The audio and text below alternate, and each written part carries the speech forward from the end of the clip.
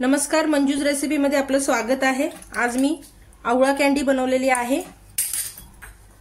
आपल्या आरोग्यासाठी फार फायदेशीर असतं हा आवळा। तर आपल्याला वर्षभर हा आवळा बाजारात मिळतोच असं नाही, तर आपण वर्षभरासाठी अशा आवळा कॅन्डी बनवून ठेवले तर आपण वर्षभर खाऊ शकतो। चला तर मग आता पटकन आपण रेसिपीला सुरुवात करूया। मी इथे आवळा कॅन्डी बनवण्यासाठी हे 1 किलो इतके आवळा मी बाजारातून आणलेले आहेत। कडक बघून आवळा घ्यायचे। तर आता मी हे आवळा प्रथम धुवून घेते। इथे मी ॲल्युमिनियमच्या पातेल्यात पाणी गरम करायला ठेवले। हे पातेले काळं होऊ नये म्हणून याच्यामध्ये एक निंबाची फोड घालते आणि हे धुवून घेतलेले आवळा त्यावरती ठेवते आणि 20 ते 25 मिनिटं याला वाफवून घेते। गॅस माझा मीडियम आहे। मीडियम फ्लेमवर मी हे वाफवून घेते। 20 मिनिटं मी हे आवळा वाफवून घेतलेत। अशा चिरा पडेपर्यंत आपल्याला आवळा वाफवून घ्यायचे आहेत। आपण बॉइलही करू शकतो। आवळा वाफवून घेतलेले आहेत। आता आवळा थंड करायला ठेवूया। आवळे थोडेसे थंड झालेले आहेत। असे दाबले की आपोआप त्याच्या फोडी होतात। हे बघा, याच्यातली बी मी काढून टाकते।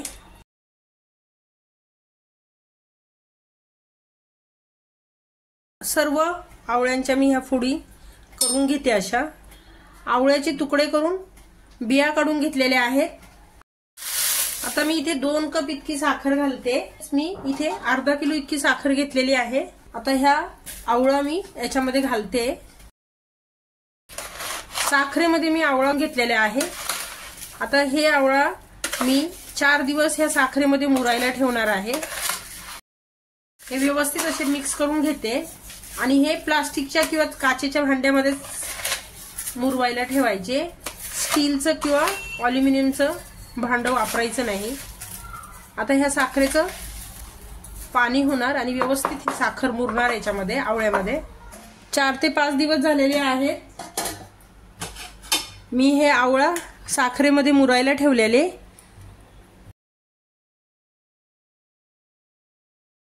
इथे खाली मी एक प्लास्टिकचं भांडं घेतलेलं आहे।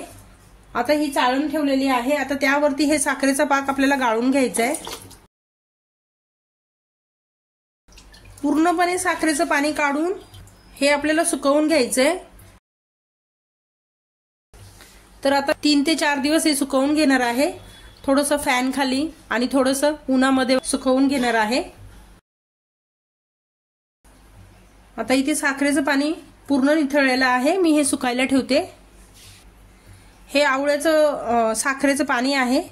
हे आपल्याला फेकून नाही द्यायचं। हे अशा काचेच्या बरणीमध्ये भरून आपण फ्रीजमध्ये ठेवू शकतो आणि याचा ज्यूस तयार करू शकतो।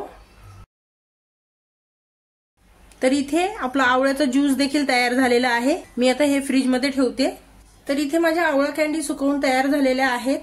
5 दिवस साखरेमध्ये मी भिजायला ठेवलेल्या आणि नंतर फॅनच्या खाली सुकवल्या आहेत। हे उन्हात अजिबात सुकवलेले नाहीयेत।